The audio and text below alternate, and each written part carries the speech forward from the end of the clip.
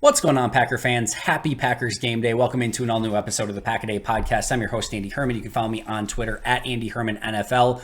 We are officially in the Packers desperately need a win, so we have new things to talk about other than why the Packers continue to not execute on simple plays and why wide receivers are lined up in the same spot and yada, yada, yada. You know the rest, all the things that we've been talking about for the past 4 weeks. It would be great if we had some really positive things to take away from Packers Vikings to talk about prior to going into next week's game. So that is what we are all hoping for today, not only just obviously for talking points, but more importantly, just to get a Packers win in the win column and just some positive takeaways and a team that desperately needs to show some signs of progress and no longer showing signs of regression. So fingers crossed, today's the day that we get all of those things and can check all of those boxes. Whether it will be that or not remains to be seen. Before we get into our keys to the game as we go over every Packers game day, let's start out with the final injury report. I'm sure you've probably seen it by now, but just running through it really quick.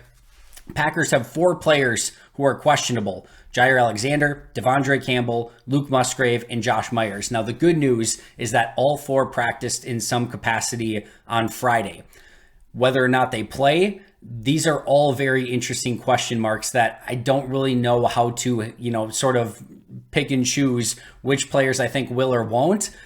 Campbell, I think, is probably the most likely. He practiced from early in the week up until the end with no real setbacks, at least as far as we know. So it would seem like he is probably the most likely to go. Musgrave, LaFleur gave him a ton of credit for trying to get out there and just kind of battling through his injuries on Friday. Whether or not they're cautious with him in coming back will remain to be seen. Myers, the injury that he continued to play through in the game a week ago, so I'd probably say that he plays as well. Jaire with the back injury, it is impossible to tell because he has practiced in previous weeks. Sometimes he played a couple weeks ago, didn't play last week.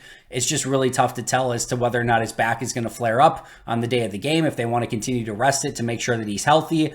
So you can sort of figure out on your own which ones you think might be available, which ones you think might not be. We'll know at 10:30 a.m. Central Time as to whether or not which players are active, which ones are not active. Like I said, I think Campbell and Myers will play. Musgrave and Jaire a little bit more up in the air. No rhyme intended. And Jaire is just so tough with the back injury. I would expect him to do everything to try to go in this game, but it's just really, really tough to tell when it comes to back injuries. Now, from a Vikings standpoint, Brian Asamoah is out.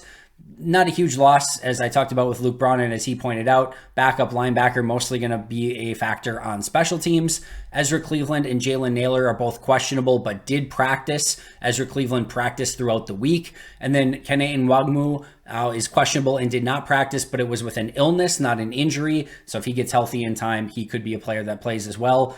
The Packers' injuries here are much more questionable and much more impactful, with all 4 players being starters and having a significant role on this team. I think the Packers side of things with inactives will be much more worthy of keeping an eye on. From the Viking side of things, it's not really all that big of a deal. Nwanwu and Naylor and Asamoah are all more special teams players. Ezra Cleveland's the big one here, but again, as Luke Braun pointed out, they've got Dalton Reisner to come in and back up if need be, and there would not be a huge drop-off even if Cleveland was not able to play. So I don't think Minnesota's injury report and inactives list is that important to keep an eye on unless there's all of a sudden a crazy inactive or last-minute injury, whereas Green Bay's with those 4 starters is much more noteworthy, and we're just going to have to wait and see as to whether or not any of those 4, all of those 4 or something in between, are going to be able to play in this game. Now, as far as Saturday goes, the Packers had 0 roster call-ups, no changes to the roster, no injury updates, downgrades, upgrades, or anything like that. It was just a nothing day.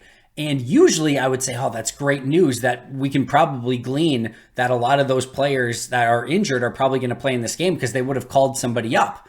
In this case, it's not that simple. Without Devondre Campbell, if he can't go, they still have 4 inside linebackers on the active roster, and when he has not been able to play, they have not called anyone up the past couple weeks. So we can't really glean if that means that Campbell's going to go or not. Same thing with Jaire.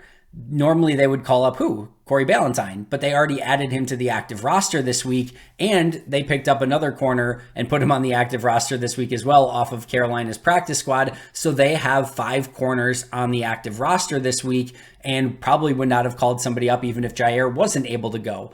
At tight end, there's no tight ends that they could call up. They have no tight ends on their practice squad. Now they could have called up, a fullback. They do still have the fullback on the roster, Henry Pearson, but they don't have a tight end. And they still have the 3 other tight ends on the roster in Kraft, Sims, and whatever you want to call DeGuara, that they don't, like I said, there's no one really to call up, even if Musgrave can't go.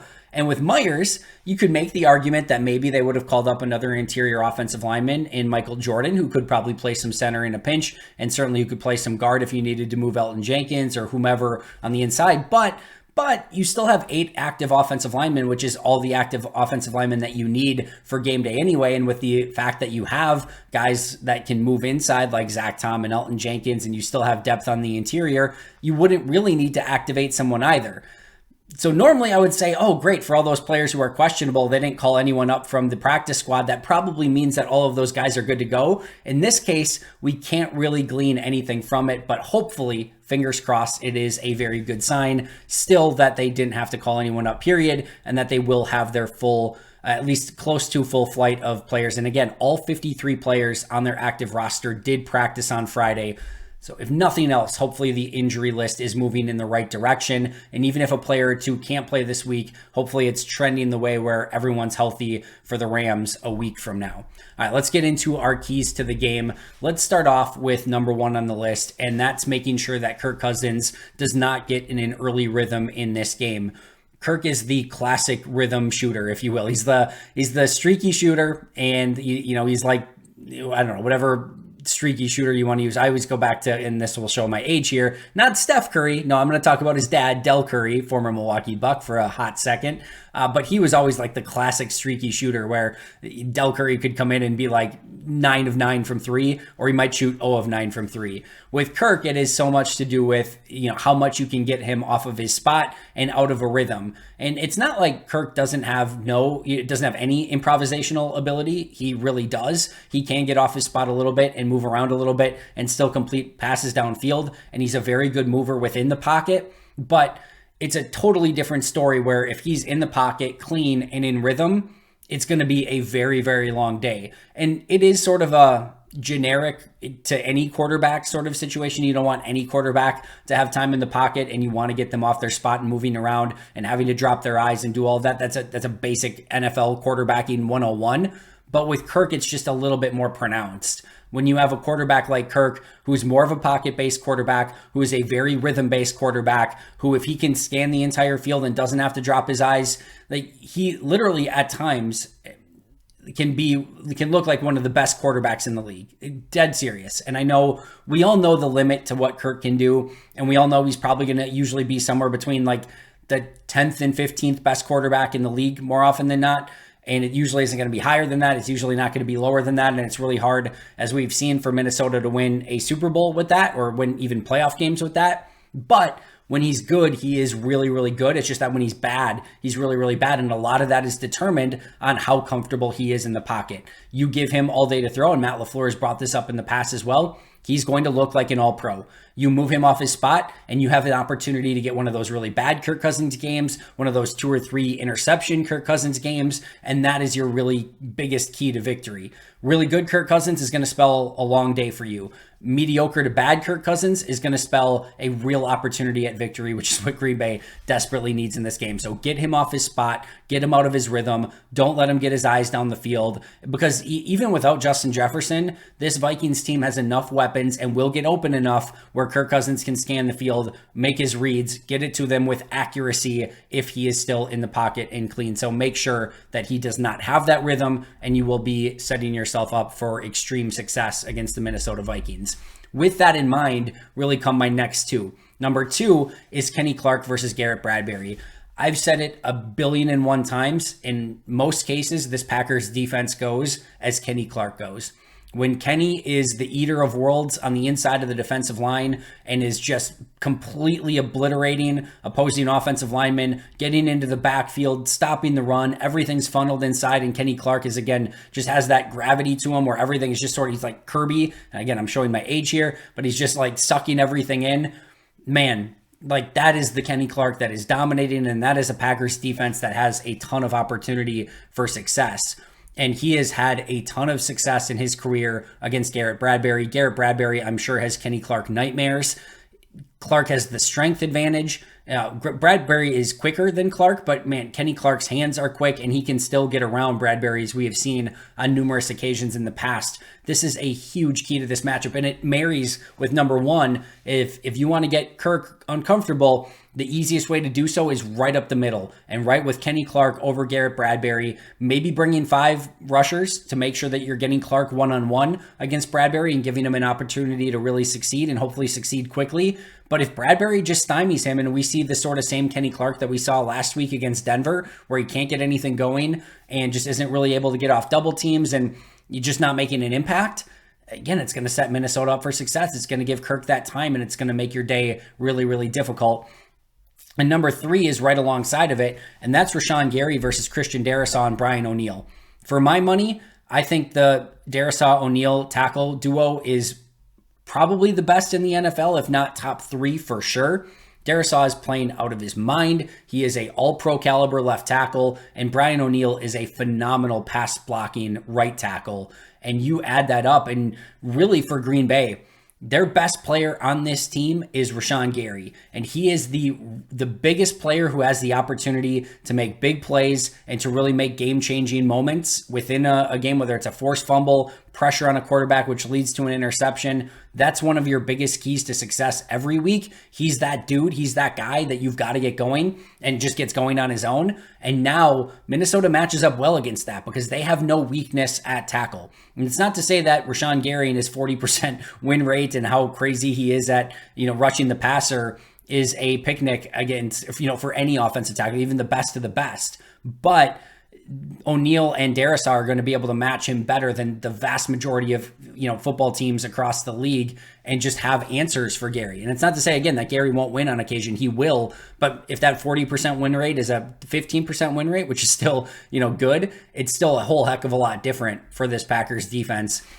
Vikings have a opportunity there to maybe not let Green Bay's biggest weapon get going, and Rashawn Gary's going to have to find a way. Maybe it's some twists and stunts to get Gary matched up with guards and centers on the interior. Maybe they use a little bit of the Preston Smith role where Rashawn Gary can line up over Garrett Bradbury as well. I think Green Bay has to be a little bit more creative here rather than just, and I definitely don't think you want to see much Rashawn Gary versus Christian Darrisaw. If anything, get him matched up with Brian O'Neill, which I think you have a better opportunity, but I still think Green Bay's going to have to be a little bit creative and trying to get some one-on-ones with players that don't end with the names O'Neill or Darrisaw because they're just 2 really fantastic offensive tackles for Minnesota. Number 4, said this last week, it didn't come to fruition, and I'm hoping this week it comes to fruition. Green Bay's got to get off to a stronger start than they have basically all season long, but certainly the last, 3-4 weeks? 4 weeks. This cannot, and I said it last week, I'm going to repeat myself here. This cannot be another Green Bay's down 17-3 at half. And, you're just, hey, our guys got to compete in the second half. And Jordan Love gets going in the third quarter. And we try to see this, team mount a comeback. You're just setting yourself up for failure. It's up to the coaching staff to put together a plan that they can execute in the first half and get some points on the board. It's up to the players to make some impact plays. Make somebody miss and go make a big play. Make an explosive play on the defensive line or as an edge rusher and go force a fumble and go get that thing and set your offense up for success. Whatever it takes. You can't go down, multiple scores at halftime again. And especially on offense, you cannot go into halftime with even single digit points. 9 points is still not acceptable to me. If you said Green Bay has 9 points at half, it would still be a massive improvement. It's still not acceptable to me. I need double digit points from Green Bay in the first half in this one. And even if that means they're down 16-10 or whatever, all right, so be it. But I need to see Green Bay's offense put some freaking points on the board. Heck, I don't even care if it's the defense or the special teams putting points on the board. I don't care who it is. Just find a way to put a crooked number up on the board in the first half for the love of all things holy. Because if not, again, you can't consistently try to fight back. And we've seen it. You don't have the firepower. You got back in the game against New Orleans. Kudos, tip of the hat. You won that one, but you couldn't do it against the Raiders. You certainly couldn't do it against the Lions. You couldn't do it against the Broncos. You have to find a way to be at least even or around even, maybe down 3 at halftime and then make your run. But if it's down double-digit scores again, good night. It's over, and we're going to be talking about the same exact dang things that we talked about for the past 3 weeks next week. Now, this team can't get off to a strong start. They can't get any rhythm. They can't play complementary football, yada, yada, yada. We know the drill by now. It can't be that way again, and that is a huge key for Green Bay in this game. Just get some freaking points in the first half of this game, please, and thank you. Number 5 and 6 are going together as well. What did we say when the Packers faced the Raiders? Say, all right, you've got 2 jobs. You can't let Davante Adams beat you, and you can't let Max Crosby beat you. And they did a pretty good job, a really good job, I would actually argue, against Davante Adams, and they did not let Davante Adams beat them on offense. Good. All right, we got 1 check. Unfortunately, they very, very much let Max Crosby beat them in that game. And he was a force. Green Bay had no real answers. They tried doing some stuff that just didn't work, and Crosby was a massive, massive impact player and really swung that game in the Raiders' favor. In this game, we would normally be talking about Justin Jefferson and Danielle Hunter as your 2 players that you can't let beat you. No Justin Jefferson. However, I don't know if anyone else saw the game that Jordan Addison had. He is a fantastic rookie wide receiver, and in this one, I'm saying the same game plan. Number 5, you have to have a Jordan Addison plan. Number 6, you have to have a Danielle Hunter plan. You can't let Addison beat you on offense. You can't let Hunter beat you on defense. All right, Addison is no Justin Jefferson. Nobody really is. But he is the impact guy that can make the big explosive plays. If you don't let Addison get the explosives, yes, TJ Hawkinson can beat you. Green Bay can still give up their death by 1,000 paper cuts because we know we see it every single week. There are certainly the Osborns and some of those guys of the world that are pretty darn good players, but the one guy that you really want to limit and make sure that by the end of the game he's not having a 6-catch, 140-yard, 2-touchdown day is Jordan Addison. And that might be a lot of praise for a rookie wide receiver. In my opinion, it is earned, and he is the one that you can't let get explosives. If somebody else earns it, so be it, tip your cap, but you better have a plan for him, better than you had against Justin Jefferson in week 1 a season ago. And I'll say it one more time, Addison is not Jefferson, but he's the playmaker. The Vikings don't have a great running game. Hawkinson can be a big-time guy, but he's not usually the guy that's getting 30, 40, 50-yard plays. And the same thing with their other wide receivers. Talented wide receivers, but not their big play dudes. Addison's the big play dude. Limit him, and you're going to make them grind out yards and grind out points. And that's going to be a big one for Green Bay. And on the opposite side, Danielle Hunter is still playing phenomenal football, and this Packers offensive line has been abysmal. And he, I'm sure, is looking at this matchup and saying, I'm going to eat in this game. This is how I get like the Pro Bowl and All-Pro recognition, is by going up against the Packers offensive line that's not very good and just having a massive day like Max Crosby did. I'll say, just like Jordan Addison is not, Justin Jefferson, nor is he Davante Adams. Danielle Hunter, not quite in that Max Crosby category. He's just a step below that. He's still good enough to completely wreck the game and change it in Minnesota's favor. So just like Green Bay had to have a better plan against Justin Jefferson in the second game last year than they did in the first game last year, excuse me. It's the same thing. They need to have a better Danielle Hunter plan this week than they had a Max Crosby plan a couple weeks ago when they lost to the Raiders. So number 5, stop Jordan Addison and have a plan for him. Number 6, stop Danielle Hunter and have a plan for him. Excuse me. Number 7, maybe, just throwing this out there, just as just a random idea. Maybe try playing run defense. And the reason I say that is Minnesota's run game is terrible. Alexander Mattison has not really been as advertised. They go trade for Cam Akers. You got Cam Akers from the Rams, meaning like he's the same player he was with the Rams right now. You don't have explosive players in the running game. And this is a Minnesota run game that you should hold to like 3.5 yards per carry. But Green Bay loves giving up 4.5 to 5 yards per carry. It's just what they do. I'm going to go out on a limb and say you should try to play run defense in this game. And I know that there's no perfect defense, and Green Bay just doesn't have this perfect defense to stop everything. And we're already talking about, hey, you got to get Kirk Cousins off of his spot, and that's probably more important, which I agree. If you can't stop Minnesota's run game, and I know we said the same thing against the Raiders too, because they really struggled with the running game going in. And of course, Josh Jacobs has a really nice day, and the Raiders had a really nice day on the ground. But This is another Minnesota rushing attack that is really bad, and you can't let them get going. Don't let a bad team that's bad at a certain aspect of the game beat you with that aspect of the game. Have some pride in your run defense. Set a freaking edge, get off your block, go make a play, shoot your gap, and just play sound run defense. If you just mostly do your job and don't get out of your gap and don't get completely blown out of your assignment, you're going to be fine against this Minnesota run game. They're not beating you with speed. They're not beating you with any sort of crazy running back that can juke you out or spin move or anything else. You're going to be fine. Just play sound run defense. If you do that, Minnesota's going to be held with a reasonable amount of rushing yards, maybe 80, 85 rushing yards. Kirk Cousins is going to have to beat you. You're going to get in some third and longs. You're going to be able to get after the quarterback, get him hopefully off his spot, and maybe get some turnovers in the process. But again, have some pride, play some run defense, and make a really bad Vikings run offense look like a very bad Vikings run offense. Don't let them get going, because if so, you're just done. Then you just can't stop the run, period. It doesn't matter against who you're going against. It has to be better this week. Do not let that running game get going.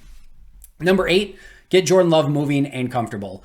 I think we usually start seeing this in the second half of let's get Jordan Love on the move a little bit and then maybe open the offense a little bit more. Has to happen earlier, has to happen in the first half. Get him some confidence, get him on the move, a little bit more RPOs, a little bit more bootleg action. And it feels like when he gets moving and maybe he makes somebody miss or gives someone a stiff arm, it feels like the juices get flowing a little bit more for Jordan. It feels like that's when he gets ingrained in the game. It's not like a little screen pass to the outside or a little, whatever. It feels like he needs to get that mojo by maybe getting on the move a little bit. Once he does that, settles into the game. Maybe some quarterbacks will say they just need to get hit for the first time. Once they get hit for the first time, they feel all right, now we're going. And maybe that's Jordan. Maybe he just needs to get hit. Maybe he needs to feel that contact, whatever it is. Just get those competitive juices flowing, but get him on the move, get him comfortable in this game, get him some easy completions.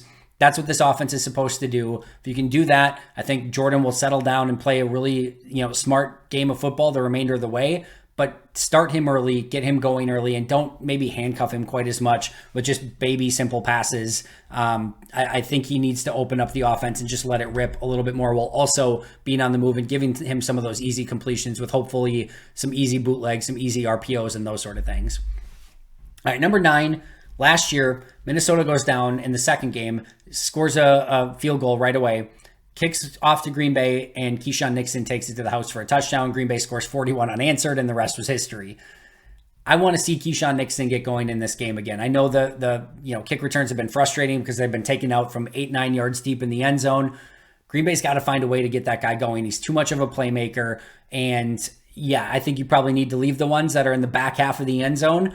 But let's get him a return, whether it's on kick return, punt return. Let's get that guy going again, because this Green Bay offense needs every ounce of help that they can get. And even if it's a 50-yard return, 40-yard return, anything in plus territory, or if it is a return for a touchdown, this is the week to maybe get something going in that regard. And they did it against Minnesota last year. Let's see if they can do it again against Minnesota this year at home, at Lambeau. Let's do it.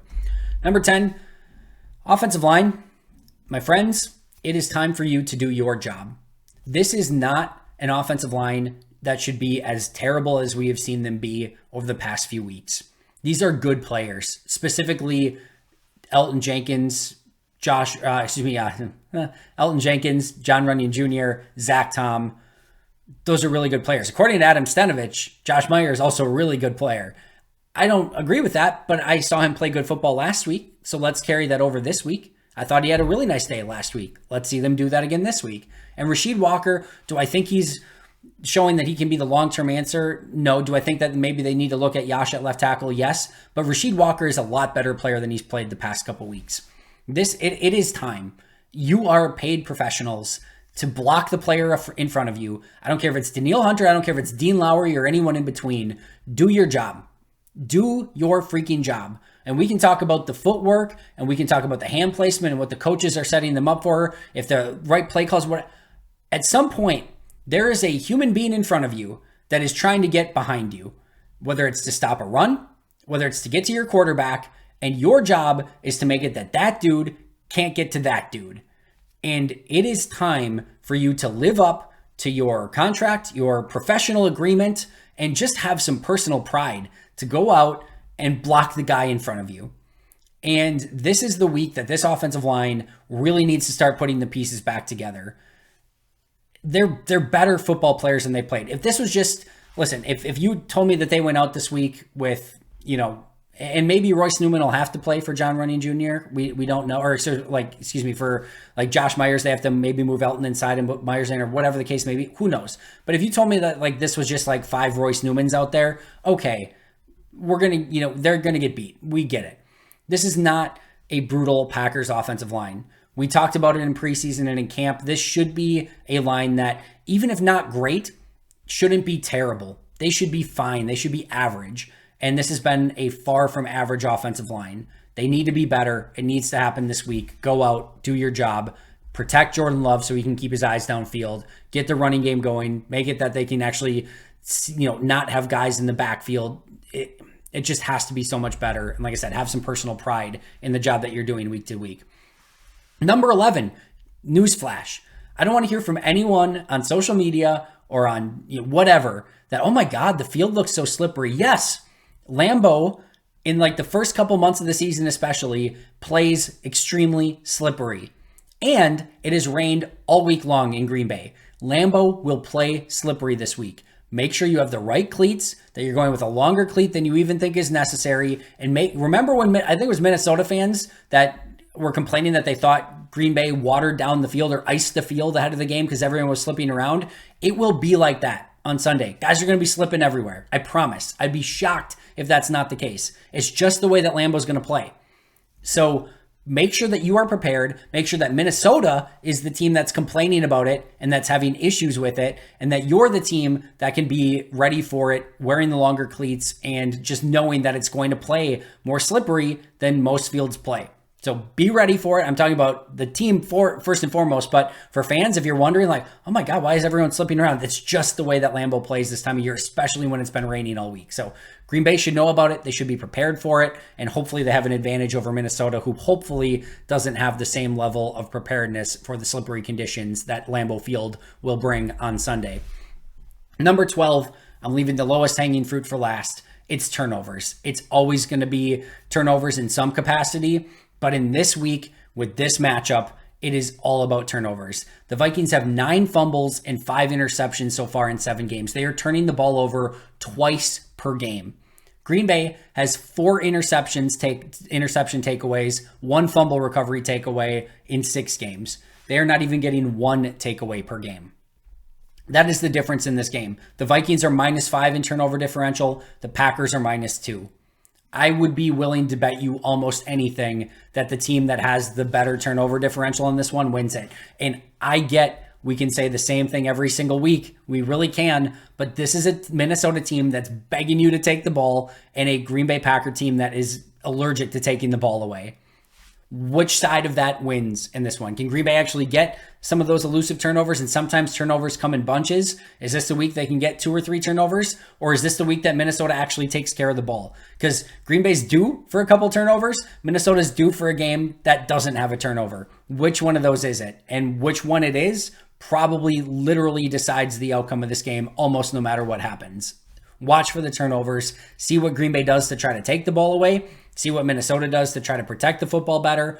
But whatever side it is, just making sure that Green Bay is not the team that turns it over. If you want the ultimate kiss of death, Green Bay does not have a fumble yet this season. They're probably due for one of those if we're just being real. You can say I'm jinxing it if you want. It's just real life. If you go 6 games without a turnover, or without a fumble, what's probably going to happen? Like, this is just real life. I don't mean to be the bearer of bad news. I don't mean to be the guy that's jinxing anything, but Green Bay probably due for a fumble. Minnesota gives the ball away like Halloween candy. Which side is it ultimately that's going to be that wins the turnover ratio? And if it's Green Bay turns it over twice, Minnesota turns it over twice, all right, then go play football. See who's the better team. But you better come up with some turnovers if you're Green Bay's defense, and you better try to limit that to 1 fumble or whatever it is for Green Bay, because a negative turnover differential in this one is a absolute kiss of death. Those are my 12 key takeaways for this game. Again, move Kirk Cousins off his spot. Kenny Clark versus Garrett Bradbury. Rashawn Gary versus Darisaw and O'Neal. Packers get off to a strong start. Stop Jordan Addison and Danielle Hunter. Try playing some run defense, maybe get Jordan Love moving and comfortable. Can Nixon take one to the house, or at least get Green Bay set up in good field position? Can the offensive line, I don't know, maybe do their job? Number 11, understand that the field condition is going to be poor and that there's going to be slipping, and make sure you're prepared for that. And then go get those turnovers, or at least limit turnovers on your own side. My final prediction on this one, hope I'm wrong. I'm going Minnesota 23, Packers 17. I think Green Bay can very much come out with the victory in this one, and I'm hoping that that's the case. Maybe I'm just emotionally hedging by saying the Vikings win this one, but I think Green Bay wins one of their next two against Minnesota or LA. Now, I did say I think Green Bay would win one of their two, either against Minnesota or going back to Denver, and they lost to Denver. So if I said what I said 2 weeks ago, I guess I should be predicting Minnesota in this one. But I predicted Denver would. Who knows? Predictions are dumb. I'm terrible at them. Like I said, always and forever. If I was good at them, I would just make all my money in Vegas. But I am not good at them, and I do not put money down in Vegas for that very reason. But going Vikings 23, Packers 17. Shout out to our All-Pro and Hall of Fame members: Most Hated Minnesotan, PJ Wynn, John Wild, Shea Bradad, Ronaldo Espinoza, Jennifer Wright, Boom Handle, and Lori Lord. Thank you always for supporting. I will see you guys with a post-game show. Obviously breaking down everything that happened in the game. 365 days a year. Go become a member, subscribe, like, comment, tell a friend about the podcast, whatever you can do to support it. I appreciate it a ton. Go Pack, go get a freaking win. I'll see you guys soon, but until next time, and as always, go Pack, go.